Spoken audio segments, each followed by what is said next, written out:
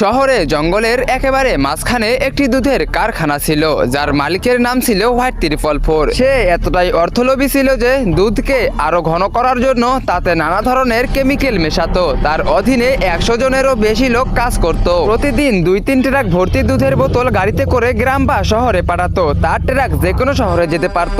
এইভাবে ভেজাল দুধ বিক্রি করে সে শহরের সবচেয়ে ধনী ব্যক্তিতে পরিণত হয়েছিল। তার দুধ একটি নির্দিষ্ট জায়গায় খুব বেশি বিক্রি হতো, যার নাম জঙ্গলপুর। প্রতিদিন একটি দুধ বোঝাই টেম্পু সেখানে আসতো। একদিন মা আর ছেলে সেই ভেজাল দুধ খাচ্ছিলেন। হঠাৎ করে তাদের দুজনের রক্ত বমি হতে শুরু করে। দুধের মধ্যে অতিরিক্ত কেমিক্যালের কারণে দুজনে অজ্ঞান হয়ে যায়। গ্রামের যে কেউ সেই দুধের চা বানিয়ে খেলে তাদের একই অবস্থা হতো। হোয়াইট 344 এর ভেজাল দুধের কারণে ক্যান্সারের মতো রোগও হচ্ছিল। পরের দিন রাস্টার এবং তার স্ত্রী জঙ্গলপুরে এলেন। রাস্টার তার আত্মীয়দের সাথে দেখা করতে এসেছিলেন। ঠিক তখনই একটি লোক সামনে এসে হোয়াইট 344 এর দুধ পান করে রক্ত বমি করতে করতেই মারা যায়। রাইস্টার অবাক হয়ে গাড়ি থেকে নেমে তার কাছে যান। রাইস্টার হতবাক হয়ে ভাবলেন এর কি হয়েছে। রাইস্টার কিছু ভাবার আগেই একজন বয়স্ক লোক ছুটে এসে রাইস্টার কাছে কাঁদতে কাঁদতে বলতে লাগলেন, আরে রাইস্টার, তুমি এসেছো, এখন তুমি এখান থেকে চলে যাও। জানি না গ্রামে কি হচ্ছে, সবাই অসুস্থ হয়ে পড়তেছে, কেউ কেউ রক্ত বমি করতে করতে মারা যাচ্ছে। আমার তো মনে হয় হোয়াইট 344 এর কোম্পানির দুধ খেয়ে মরতেছে। এই কথা শুনে রাইস্টার স্ত্রীকে গাড়ি থেকে নামতে বললেন এবং নিজে আবার গাড়িতে উঠে হোয়াইট 344 এর কারখানার দিকে রওনা হলেন। তো বন্ধুরা, এরপর কি হয়েছিল? হোয়াইট 344 এবং রাশিয়ার মধ্যে কি ফাইট হয়েছিল